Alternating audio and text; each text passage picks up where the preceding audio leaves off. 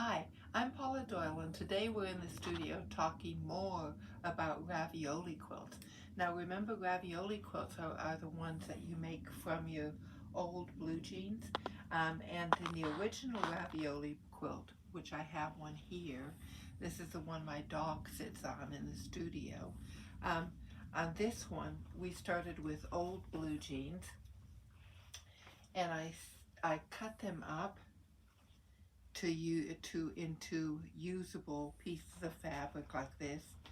Then we use those cut up squares to make the ravioli blocks. And here's a ravioli block like the one that went into the quilt right there. It's flannel on one side and denim on the other side. And then when you make up the ravioli blocks, of course, you simply piece them together to make the ravioli quilt. So that was the original ravioli quilt, and there is a lot on YouTube about that, so you can reference that if you want. But today we're going to be talking about something really exciting, because we're going to be talking about reverse ravioli. And reverse ravioli is how I made this quilt here. This is going to be a picnic rug. So it's denim on one side. There we go. And again, you can see it's all used secondhand denim. And the other side is where the fraying happens. And the good news about that is that I've figured out a way to actually use your old t-shirts to do this too. So that you can take this, put this down on the grass outside, and use it as a lovely, lovely picnic rug. So I'm going to come over here now. I'm going to talk a little bit about t-shirts. Now t-shirts, I have a lot of old t-shirts like this that I've used and used and used, and eventually they get to the point where they have little holes in them and I can't use them anymore. So what I'm doing is I'm going to recycle that to make one of my ravioli rugs. The thing about t-shirt fabric is that it does tend to roll up and not behave itself very well. So in order to take care of that, I'm going to take a piece of an old t-shirt here.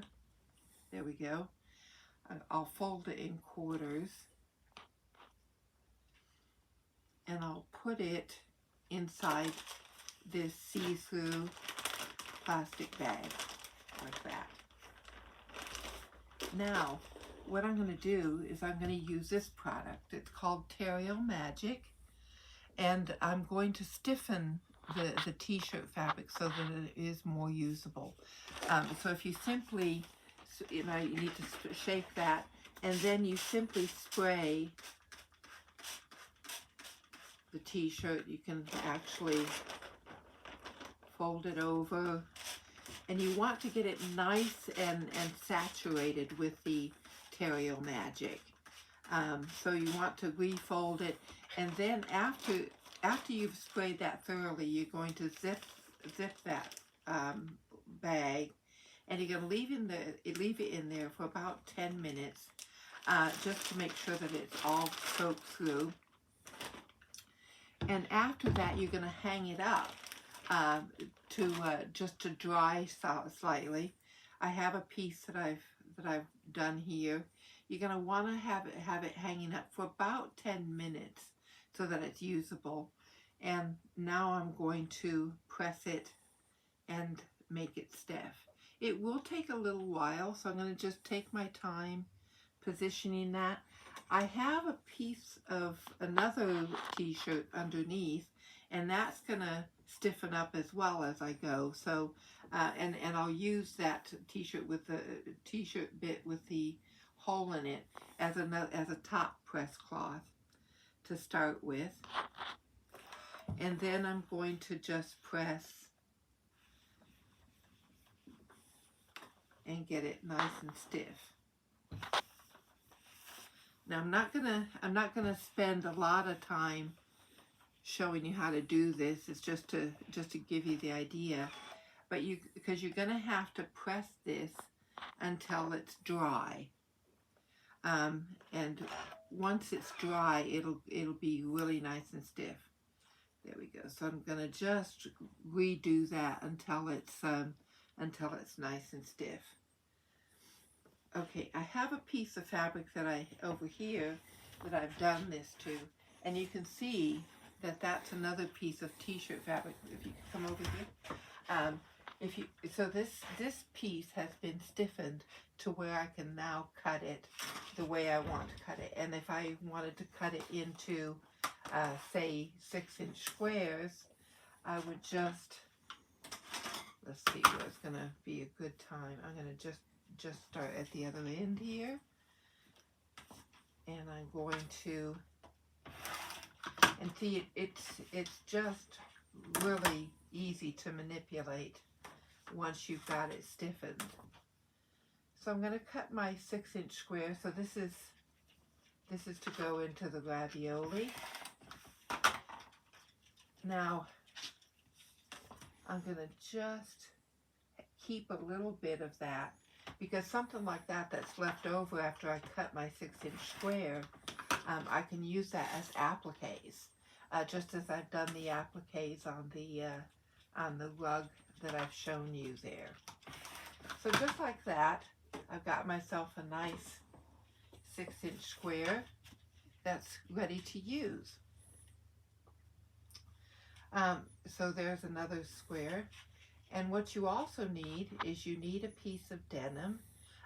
So this is a 6-inch piece of denim. And you need a little piece of wadding as well. So that's a 5-inch square of wadding. And what you're going to do is you're going to take your ravioli ruler. So here's my ravioli ruler. And instead of marking the denim, this time all you need to do is mark, there we go, I'm lining up the raw edges, and I'm going to mark one side of the ravioli like this with my Frixion pen. I'll just mark in an area where I'm going to put the applique, and I'm going to turn that over and just go around that 5-inch line on the outside.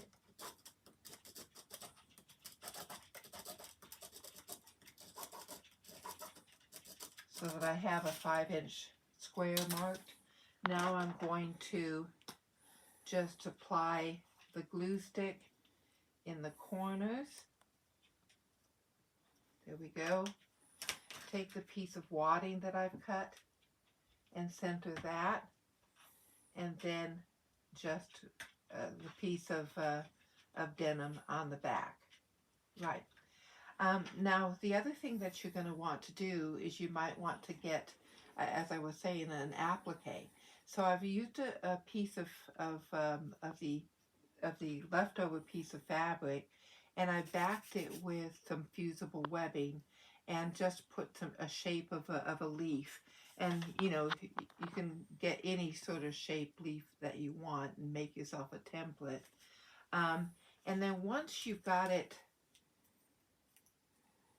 that way, you can just peel that off, and that now becomes a fusible piece.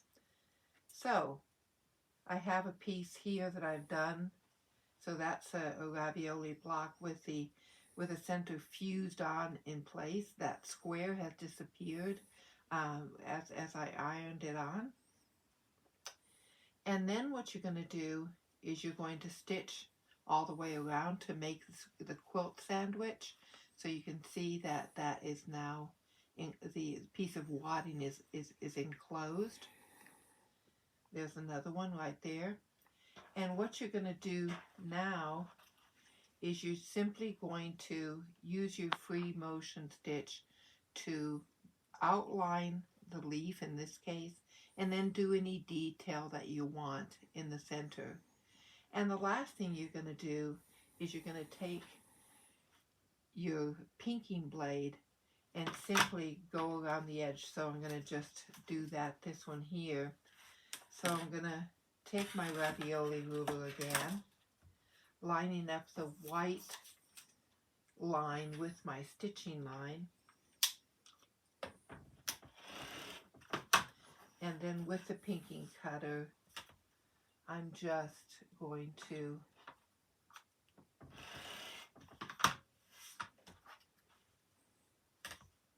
cut around that to finish the ravioli block. And it will be ready to piece into a ravioli quilt. There we go.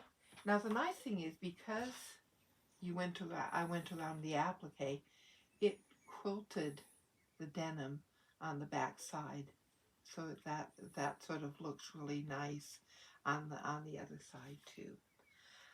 So in the same way that I did the original ravioli quilt, I simply now connect my blocks, stitch them together into rows, and then stitch the rows into the quilt top, like the one that I've shown you here.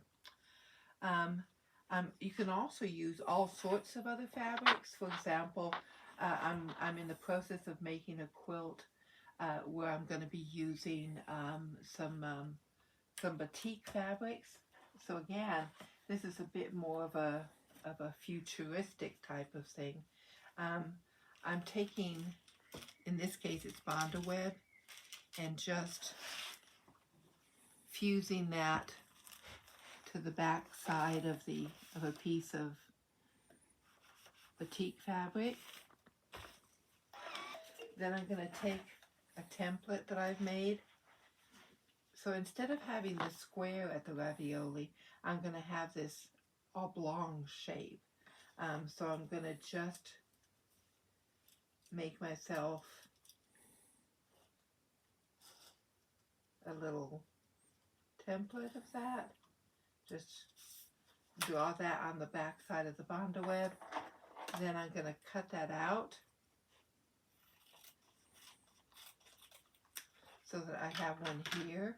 There we go.